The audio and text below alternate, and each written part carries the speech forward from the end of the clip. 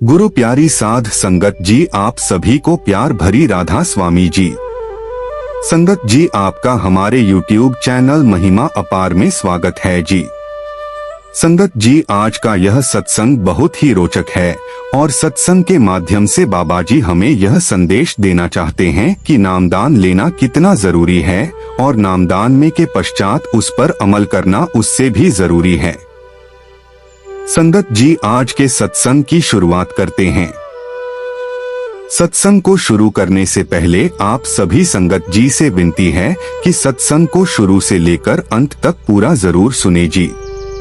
साध संगत जी, आप हमको नहीं मानते वैसे तो जब तक इंसान को नाम नहीं मिला होता सब सतगुरु से यही अरदास करते हैं कि नाम दान की बख्श करना। सतगुरु की तस्वीर के आगे अरदास करते हैं कि नाम दान की बख्श करना। जब भी हम सत्संग में जाते हैं हमें क्वेश्चन आंसर के दौरान भी यही सुनने को मिलता है कि बाबा जी नाम दान की बख्श करना। जब तक हमें नाम दान नहीं मिला होता है हम नाम दान लेने के लिए दौड़ते रहते हैं और जब नाम मिल जाता है तो नाम दान लेते वक्त जो सतगुरु से हमने वादा किया है हम सब भूल जाते हैं, अपने गुरु के वचनों को नहीं मानते, फिर से वही दुनिया के प्यार में फंस जाते हैं, मोह माया के जाल में फंस जाते हैं। हमारे पास 24 घंटे में से 2.5 घंटा भी भजन सिमरन के लिए समय नहीं मिलता। तो गुरु प्यारी साध संगत जी इसी विषय में आगे बढ़ते हैं और सुनते हैं कि स्वामी जी महाराज इस विषय में हमें क्या समझा रहे हैं।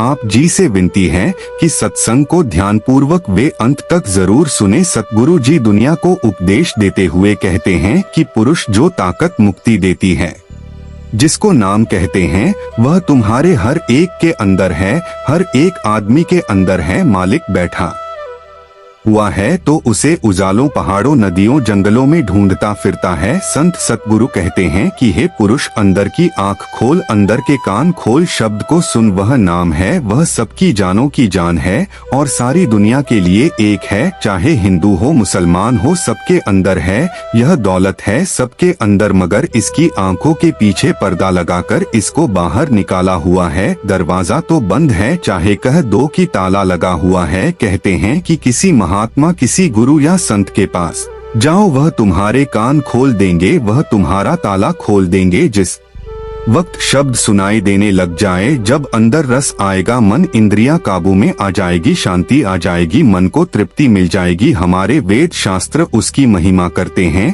जो तुम्हारे अंदर है वह बाहर ना पानी में है, ना पत्थरों में है और ना ही कागजों में है। हर एक आदमी की त्व जो बाहर मुखी है, इसे वापस उलटकर चलना है। जो दुनिया के पदार्थों में जाती है उसको उल्टा लो और अंदर चढ़। यही तो कबीर साहिब समझाते हैं कि अब मन उलट संतान हुआ। कहते हैं कि जब मन उल्टा तो यह सनातन हो गया। भाव तो यह है कि जिस घर से आया था लौटकर उसी घर में चला गया। दुनिया में जितने महात्मा पैदा हुए, चाहे हिंदुओं में है, मुसलमानों में या किसी और में, वह धोखा देते आए हैं कि शांति देने वाली चीज केवल तुम्हारे अंदर है। अंदर जाओ, ऊपर चढ़, तब मिलेगा। जब तक रूह अंदर ना जाए नाम की लज्जत नहीं आती। चाहे करोड़ों साल बल्कि करोड़ों जन्म यहाँ बैठे रहो, जब तक रूह अंदर नहीं जाती मुक्ति प्राप्त नहीं होती। जब रूह रूहानी मलों पर जाएगी तभी उसे मुक्ति मिलेगी। इसलिए तो स्वामी जी महाराज कहते हैं, सत्संग करो बनाए गुरु कहो आंसर ना। कहते हैं अगर नाम की दौलत लेनी है तो सबसे पहले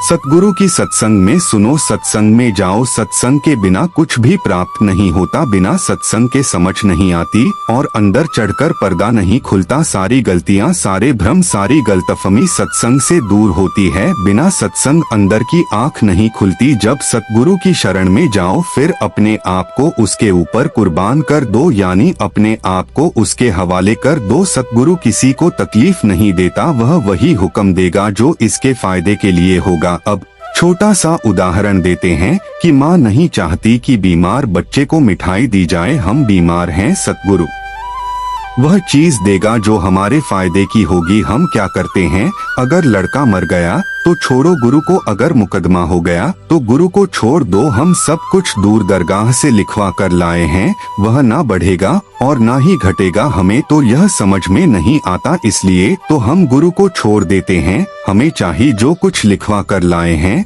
उसको प्रेम प्यार से भोगे कहते हैं। अगर अंदर नाम की लज्जत लेनी है, नाम का रस लेना है तो शराब कबाब दुनिया की लत, तो दुनिया के भोगों से नफरत करो, जितनी भोगों की चाहे है इसको दूर करो। अगर अंदर पर्दा खोलोगे तो लज्जत आएगी, जिसको मन को लज्जत लेनी है वह तो बाहर घूमता फिरता है। यही गुरु नानक देव जी फरमाते हैं कि जितने ऐशो इसरत है उतने ही दुख, जितने भोग उतनी ही बीमा। कहते हैं संसार समुद्र का ना तो इधर किनारा है और ना ही उधर किनारा, इसमें जी डूबा हुआ गोते खा रहा है। बिना गुरु के संसार समुद्र के पार कोई नहीं गया। गुरु क्या दवाई देता है कि तेरे अंदर नाम है, नाम की कमाई कर सूरत को शब्द के साथ जोड़ दे, बिना नाम के शांति नहीं आती। इसलिए तो हमारे साथ जाने वाली अगर कोई है तो एक नाम और दूसरा गुरु है। इस दुनिया की कोई चीज हमारे साथ नहीं जाती। अगर हम इंसान इस दुनिया के चीजों को अपना बनाने की कोशिश में लगे हुए हैं, इस दुनिया की चीज के साथ प्यार किए हुए हैं,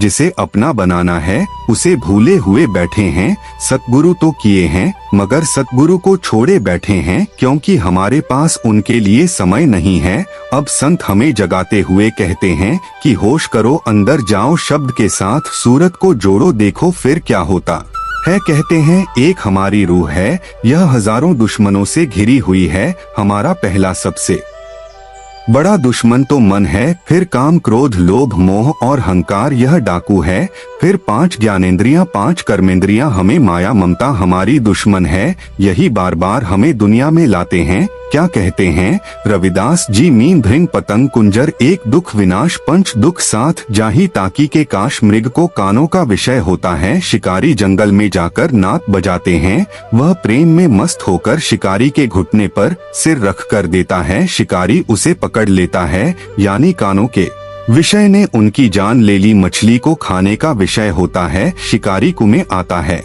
या गोसत लगाकर दरिया में फेंक देते हैं। मछली आटा नहीं खाती बल्कि कुंडी समेत उसे मुंह में डाल लेते हैं। कुंडी गले में फंस जाती है, मछली को हांडी में पकना पड़ता है। मानो जबान के विषय ने उसकी जान ले ली। भोरे को सूंघने का विषय होता है, सारा दिन फूलों पर मंडराता रहता है, शाम के वक्त फूलों का मुंह बंद हो जाता है। अब या तो सारी रात बंद रहा या दम घुटने से मर गई। पतंगे को देखने का विषय होता है, वह दिल के आशिक होता है। जिस वक्त दिया जलता है वह यह नहीं देखता कि दिया किसके घर का है, वह केवल जान देना जानता है, जलकर मर जाता है। अब हाथी को देखो, उसको काम का विषय होता है। एक मैदान में खाई खोदकर उसके ऊपर पतली पतली लकड़ियां डाल देते हैं, ऊपर घास बिछा देते हैं, उसके सामने कागज की या कपड़े की हथनी खड़ा कर देते हैं। पीछे से हाथी को हथनी की आवाज में बुलाते हैं। वह काम के वश में होकर अंधों की तरह आता है और खाई में गिर पड़ता है। वहाँ कई दिन भूखा रहता है, फिर और हाथी लाकर उसे बाहर निकालते हैं। मानो काम ने उसकी मिट्टी पलीत कर दी। अब गुरु नानक देव जी कहते हैं कि जिनमें एक दोष यानी कमजोरी होती है वह नहीं बचे, जिनमें 5 दोष हैं उनका क्या हाल होगा। क्योंकि हम इंसान तो 5 दोषों से घिरे हुए हैं, काम क्रोध लोभ मोह अहंकार, यह हमारे अंदर भरे पड़े हैं। बेटे बेटियां मेरी मेरी, मेरा जमीन मेरी जायदाद मेरी दौलत, इसी अहंकार में आया और चला गया, इसको अहंकार ने खा लिया। तब खबर हुई जब मौत आई, चल भाई अब रोने से क्या बनता है। अब संत मौका देखकर फिर इसको खबरदार करते हैं कि उठ जाग, अंदर मन को राब कर। जब मन को अंदर खराब करोगे तब तुम्हारा मन बाहर के विषय विकारों को छोड़ेगा। वह शब्द से पहले ही धुन कर दे रहा है, फिर जब उसके साथ प्रेम प्यार करेगा उसमें कशिश है वह खुद। संगत जी, अब स्वामी जी महाराज उन लोगों के विषय में कह रहे हैं जो अपने गुरु के वचनों को नहीं मानते। ध्यान पूर्वक सुने, स्वामी जी महाराज की वाणी है। मन मन रे मन वचन एक मेरा, मैं तेरी दासी जन्म जन्म की तू हुआ। स्वामी मेरा कहता है कि मन मैं तेरी जन्म जन्म की दासी हूँ और तू मेरा पति है। करोड़ों जन्मों से मैं तेरे अधीन काम करती आई हूँ। मन तू त्रिलोकी का मालिक है, क्योंकि मन काल में से ही आया है और ब्रह्मा विष्णु शिव को दुनिया पूजती है सारी दुनिया मन के हुक्म में है। ब्रह्मा विष्णु शिव तेरे ही चेले यानी कि शिष्य। यह ब्रह्मा दुनिया को पैदा करता है, शिव मारता है और विष्णु पालता है। कहते हैं मुनि योगी यति सती सभी तेरे ही अधीन है, तू किसी के अधीन नहीं हुआ। मन योगी देवी देवता ऋषि मुनि सभी तेरे अधीन है, तेरा हुक्म कोई नहीं टाल सकता। जिसको तू चाहता है उससे खोटे खोटे कर्म करवाकर नरकों में ले जाता है, जिसको तू चाहता है भक्ति करवाकर वैकुंठ में ले जाता है, और जिसको तू चाहता है कि पूरा गुरु मिल जाए और 5 शब्द का भेद दे दे वह कमाई करके ऊपर चला जाता है। जितने भी वेद ग्रंथ पोथियां न के लिए हैं, यदि मन मान जाए वह साथ चल पड़। क्योंकि रूह तो उधर जाने के लिए आशिक है ही बस। मन तू सारी दुनिया का हाकिम है, सारी दुनिया का खुदा कह दो। इसीलिए मैं विनती करती हूँ तू कृपा करके मेरी बात मान ले। कहते हैं कि यह काल का देश है, अंधेर नगरी है और नाशवान दुनिया है, तू अंधेरे में पड़ा हुआ है। अचला कहती है कि मुझे सतगुरु ने कहा है कि यदि मन चलने लगे तो रूह चलने लगती है। यदि सतगुरु का वचन माने तो कितना अच्छा हो, दोनों मिलकर उधर को चले। जल्दी करें जितनी जल्दी कर सके, क्योंकि शरीर का कोई भरोसा नहीं, आज है कल रहे ना रहे। कहती है कि आप ब्रह्मा के देश को चल, क्यों देर करता है, मैं तेरी दासी हूँ, तू मेरा स्वामी है। मन इंद्रियों के विषय विकार छोड़ दे, आंखों से सुंदर रूप देखना और जबान के अच्छे अच्छे भोग और बाकी इंद्रियों के भोग यदि तू छोड़ दे तो कितना अच्छा हो। कहते हैं कि तेरा मेरा जन्मों का रिश्ता है, जन्मों जन्मों का संग है, फिर मैं तेरी हूँ तू मेरा है, फिर क्या ही अच्छा हो, दोनों मिलकर चले। यदि तू मेरा कहना माने तो तू ब्रह्मा में चलकर ब्रह्मा में समा जाए, ब्रह्मा बन जाए। तू ब्रह्मा था, ब्रह्मा में से निकलकर आया है, तू फिर से ब्रह्मा बन जाएगा। फिर रूह कहती है कि सतगुरु ने मुझे हुक्म दिया है कि मन को साथ लेकर चल, क्योंकि ब्रह्मा तक दोनों को इकट्ठे जाना है। आगे फिर तू वहाँ से अपने घर को चली जाना। रूह कहती है मन मैं तेरे अधीन हूँ, तू मुझे बाहर ले फिरता है। और बात भी ठीक है कि यदि मन पसंद ना करे तो भजन कैसे बनेगा, चाहे रोए या पीटे। अगर मेरे कहना नहीं मानेगा तो पहले इतनी बार 84 लाख योनियों भोगी है, अब और भोग। मन तू मेरे ऊपर दया कर, मेरी विनती सुन। वह धुन हमारे अंदर मौजूद है, वह दूर नहीं हमारे अंदर ही है। तू और मैं कमाई करें। रूह कहती है कि मिलकर इकट्ठे चले सुमेरु पर्वत पर, परंतु वहाँ क्या होगा आगे कहती है तू ब्रह्मा बन जाना, तू वहाँ राजा बन जाना, मैं उठकर ऊपर चली जाऊंगी। मन ब्रह्मा का अंश है, इसलिए यह वहाँ ब्रह्मा में रह जाएगा। रूह को ऊपर चले जाना है। आगे मन क्या कहता है, मन हंसते हुए कहता है कि मैं क्या करूं, स्वाद नहीं छूटता। यही महाराज जी कहते हैं, परंतु यहाँ कुत्ता बिल्ली बनकर नरक भी भोगता है। कहता हूँ कि मैं क्या करूं, रूह को मैंने वश में किया हुआ है और इंद्रियों ने मुझे वश में कर लिया है। इंद्रियां वेश्याएं हैं, कंज है। कहते हैं कि मैं क्या करूं, इंद्रियों ने तो मुझे घेर लिया है और जिधर चाहती है मुझे घेर कर ले जाती है। आंखों की इंद्री सुंदर रूप देखकर उधर ले जाती है, कानों की इंद्री सुंदर राग रंग की ओर ले जाती है, जबान की इंद्री खाने की ओर चली जाती है।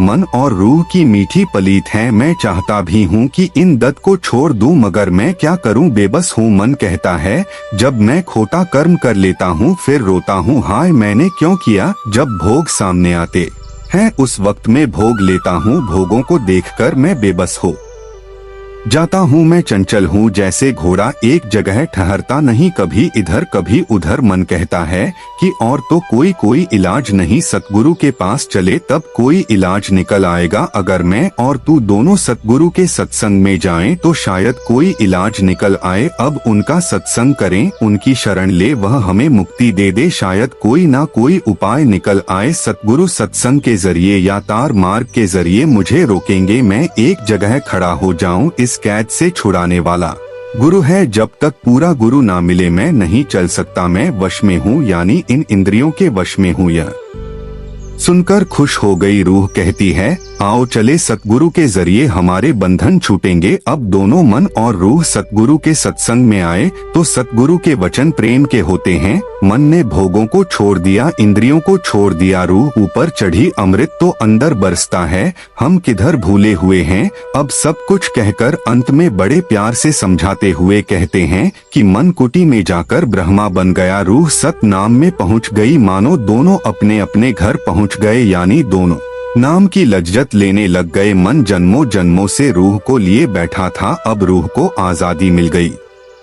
रूह अपने घर को यानी अपने असली देश सचखंड पहुंच गई। सो हमें भी चाहिए कि जब तक हमें नाम दान नहीं मिलता, हम बार बार सतगुरु से यही अरदास करते हैं कि हे मालिक नाम दान की बख्श करना। परंतु नाम दान मिल जाने के बाद भी हम अपने गुरु के वचनों को ध्यान में नहीं लाते। उनके बताए अनुसार 24 घंटे में से हमारे पास 2.5 घंटा भी समय नहीं मिलता उनके नाम की भक्ति करने के लिए। हमें चाहिए कि उनके वचनों पर अमल करें और अपने सतगुरु की हिदायत के अनुसार 2.5 घंटे भजन सिमर को जरूर दें। रोज रोज बिना नागा हमें करना चाहिए कि अपने सतगुरु के हिदायत में रहते हुए अपने संस्कार कामकाज को करते हुए नाम की कमाई करें, शब्द की कमाई करें, जो हमें अपने निज घर वापस ले जा सकती है और हम सदा सदा के लिए अपने परम पिता परमात्मा की गोद में पहुंच सकते हैं। साथ संगत जी, आज दूसरा का विषय है कि सिमरन करते समय हमें नींद क्यों आती है। बड़ा ही जबरदस्त सवाल है। देखो भाई, सिमरन करते समय नींद का आना बड़ा ही स्वाभाविक बात है। अक्सर लोगों की यही शिकायत रहती है कि जब भी हम भजन सिमरन में बैठते हैं हमें नींद आना शुरू हो जाती है। ऐसा क्यों? क्योंकि स्मरण करते समय हमारा मन ध्यान की गहराई में उतरना शुरू हो जाता है। हम सारा दिन अपने काम धंधे में लगे रहते हैं और जब हम भजन सिमरन में बैठते हैं तो भाई हमारे मन को शांति मिलती है, जिससे कि भाई नींद का आना तो बड़ा ही स्वाभाविक बात है। परंतु हमारे मन में यह बात खटकती रहती है कि जब भी हम सिमरन पर बैठते हैं तभी हमें नींद क्यों आती है। तंत्र मंत्र और परमार्थ का जब भी काम हम करने जाते हैं तो नींद हमारे मार्ग में सबसे बड़ी बाधा बनकर खड़ी हो जाती है, जबकि संत मंत्र का सारा खेल सिमरन के ऊपर ही निर्धारित है। हम तो पहले ही मन के मारे हुए फिरते हैं, हमारा मन ही पहले एक जगह टिकता नहीं। हमने देखा है कि जब भी हम भजन सिमरन पर बैठते हैं हमारा मन कैसे कैसे चाले चलता है, कभी संसार की तरफ, कामकाज की तरफ, बेटे बेटियों की तरफ, ना जाने कहां कहां हमारा मन घूमने लग जाता है।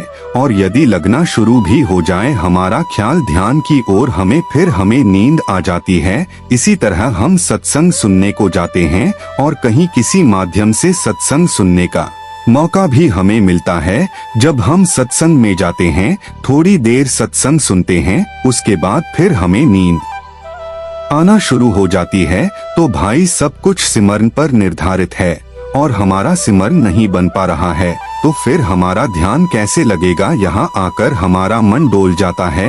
इसके लिए हमें तो कोई ना कोई उपाय जरूर ढूंढना होगा, क्योंकि आप जितने भी संत महात्माओं का इतिहास पढ़कर देख ले, उन्होंने कुछ भी पाया है तो सिमरन करके ही पाया है। जिसका ध्यान यहाँ दोनों आंखों के पीछे ठहरेगा, जिसका ध्यान यहाँ टिकेगा, वही शब्द धुन को सुनेगा, परमात्मा के घर से आती हुई आवाज को देखेगा, उसे महसूस करेगा, उसे सुनेगा, उसके साथ अपनी आत्मा को जोड़ेगा, तभी तो उसे परमात्मा का आवाज का पता चलेगा। जब तक हमारा ध्यान टिकेगा नहीं, ख्याल टिकेगा नहीं, तब तक भाई कुछ भी बनने वाला नहीं। ना हमारा ध्यान टिकेगा और ना ही हमें परमात्मा के घर से आती हुई वह शब्द धुन सुनाई देगी। हम सभी को चाहिए कि सबसे पहले तो हम यह सोचे कि नींद कब आती है और क्यों आती है। नींद जब आती है तब हम बेफिक्र हो जाते हैं और सो जाते हैं। हमें पता ही नहीं चलता कि कब हमारी आंख लग गई। जब हमें कोई चिंता रहती है उस समय तो हमें नींद नहीं आती, जब हमें चिंता होती है तब हमें नींद नहीं आती। ध्यान रखिए, आपने कभी कभी बार यह भी महसूस किया होगा कि यदि आपको कोई अपने कारोबार की, परिवार की, समाज की या बाल बच्चों की फिक्र हो, तो चिंता हो, तो क्या आपको नींद आती है? आपको नींद आ ही नहीं सकती, परंतु जैसे ही हम सिमरन करने बैठते हैं वैसे ही नींद शुरू हो जाती है। इसका भी एक अनुभव है जिसे हम खुद अपने आप में महसूस कर सकते हैं। हम कहते हैं कि जब हम छोटे थे हम दौड़कर भागकर जब थक जाते थे, खेलकर शाम को घर आते थे अपनी माता पिता की गोद में जब हम सर रखते थे और हमें नींद आ जाती थी। ठीक इसी तरह जब हम सिमरन करने लगते हैं या हम सत्संग सुनने बैठते हैं तो जो सत्संग यानी सत्य का संग है, सत्संग यानी सत्य का संग का एक रास्ता है। हमें क्या होता है कि हम चिंताओं से मुक्त होने लगते हैं, या ऐसे कहिए कि जब जब हम सिमरन करने बैठते हैं तो फिर हमारा मन चाले चलना शुरू कर देता है, चारों दिशाओं में घूमना शुरू कर देता है, चारों दिशाओं में घूमता रहता है। हमारा ध्यान गुरु की तरफ लगने नहीं देता है। लेकिन यह परमात्मा का नाम इतना ज्यादा सुगम, सरल, प्यारा, मनमोहक और शांति आनंद का अनुभव करने वाला है कि हम उठते हैं तो बिल्कुल तरोताजा होकर उठते हैं, परंतु जब हम उठते हैं तो हम बिल्कुल तरोताजा होकर उठते हैं। यदि हम रात में सो जाएं, देर रात में अगर हम सोएंगे और सुबह उठेंगे तो हम तरोताजा नहीं होते, क्योंकि हमारी नींद अधूरी होती है। उस समय हमारी नींद पूरी नहीं हो पाती क्योंकि हम देर रात तक जगते हैं। और हम कहे कि भाई सुबह उठते ही अगर भजन सिमरन पर बैठ जाएं और हमारा ख्याल लग जाए तो ऐसा बिल्कुल भी नहीं हो सकता। इसके लिए हमें चाहिए कि सबसे पहले उठकर अपना हाथ मुंह धो ले, थोड़ा सा फ्रेश हो जाएं। अगर हमें नहाने की आदत है तो थोड़ा सा स्नान भी जरूर कर लें, जिससे हमारा मन फ्रेश हो जाएगा। ऐसा करने से हमें भजन सिमरन में कोई रुकावट नहीं आएगी और हमारा ध्यान लगना शुरू हो जाएगा, जिससे कि हमें नींद भी नहीं आएगी। और इस प्रकार जब हम फ्रेश होकर सिमरन भजन पर बैठते हैं तब क्या होता है, कहते हैं कि जब सिमरन के द्वारा हमारी सूरत तीसरे तल में एकाग्र होना शुरू हो जाती है, ध्यान के द्वारा हमें ठहर जाती है, तब हमें अपने आप पता चल जाता है कि आंखों के पीछे एक बहुत मीठी और सुरीली आवाज आ रही है। यह आवाज मालिक की दरगाह से उठ रही है और हर एक मनुष्य के अंदर है। जो भी भाग्यशाली जीव अपने ख्याल को आंखों के पीछे एकाग्र करता है, उसका ख्याल अपने आप उस आवाज के साथ जुड़ जाता है। इस अभ्यास या क्रिया को महात्मा ने द्वारा खाली करके 10वीं गली में जाना या जीते जी मरना कहते हैं, क्योंकि ख्याल को आंखों के पीछे एकाग्र करके उस मीठी और सुरीली आवाज को सुनने से आत्मा और मन 9 द्वारों से आजाद हो जाते हैं और इनका संबंध इस दुनिया से बिल्कुल टूट जाता है। दुनिया के सब दुख भूलकर मनुष्य अपने अंदर की स्थायी खुशी का अनुभव करने लगता है। यही कबीर साहिब फरमाते हैं, कबीर जिस मरने से जग रहे मेरे मन आनंद। गुरु नानक साहिब भी फरमाते हैं, नानक जीव या मर रहे ऐसा झुक कमाइए, अगर जीते जी मरने की खुशी प्राप्त करनी है। संत महात्माओं की हिदायत के अनुसार चलना पड़ेगा, नींद का त्याग करना पड़े। सतगुरु के कहे अनुसार चलते हैं तब देखते हैं कि सतगुरु हमसे कोई भार उठाने के लिए तो नहीं कहते, कोई शारीरिक मेहनत के लिए तो नहीं कहते। वह तो कहते हैं कि तुम्हें जो नाम मिला है उसका सिमरन भजन करना है रोजाना, बस दुनियादारी के काम से परे होना है, आजाद होना है। इसके लिए हमें 2.5 घंटे भजन सिमरन पर बैठने की आवश्यकता है। भजन सिमरन में बैठ जाओ, फिर सुबह बैठो या शाम को, मगर बैठो तो जरूर, क्योंकि जो हमारे लेखे में लिखा जाने वाला है केवल भजन सिमरन और नाम की कमाई ही है। कई लोग दुनिया में ऐसे हैं जिनके पास बहुत धन दौलत है, पर यह धन दौलत तो वह अपने साथ नहीं ले जा सकते। उनके साथ जाने वाली केवल एक ही चीज है, वह है शब्द और नाम की कमाई। इसी के लिए तो हमें सतगुरु के कहे अनुसार रोज 2.5 घंटे भजन सिमर को जरूर देना है। फिर चाहे हमें नींद कितनी ही क्यों ना तंग करे, हमें तो अपने सतगुरु के उपदेश पर चलना है। जब हम अपने सतगुरु के उपदेश पर चलते हैं तो हमारा संसार काम भी बनता है और परमार्थिक कारज भी बनता है। संत महात्मा समझाते हैं कि परमात्मा से मिलने की केवल एक ही राह है, एक ही मार्ग है, और वह है भजन सिमरन नाम की कमाई। अगर सारी उम्र आलस, निद्रा और सांस्कृतिक बेटे बेटियों के तो नाथों की मोह माया में फंसे रहे तो हम उस मालिक से कब मिलाप कर सकेंगे। कबीर साहिब भी यही कहते हैं कि मानुष जन्म दुर्लभ है, मिले ना बार बार। यह जो मनुष्य का जामा है हमें मालिक ने दिया है, अपने आप से मिलाप करने के लिए दिया है। हमें चाहिए कि इसकी कदर करें। सतगुरु तो हमें मिल चुका है,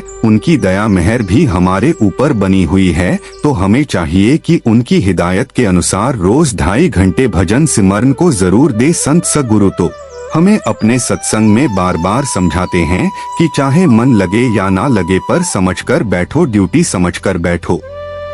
पर उनकी बातों को हम अमल नहीं करते, उनकी बातों को हम ध्यान में नहीं लाते, बस यूं ही सत्संग तक ही सीमित रह जाता है। हमें चाहिए कि वापस आकर उनकी बातों को अमल करें और भजन सिमरन को पूरा पूरा समय दे। आलस, निद्रा और कामकाज तो हमें रोज परेशान करते रहेंगे, क्योंकि यह संसार तो काल का देश है, काल ने हमें घेर रखा है।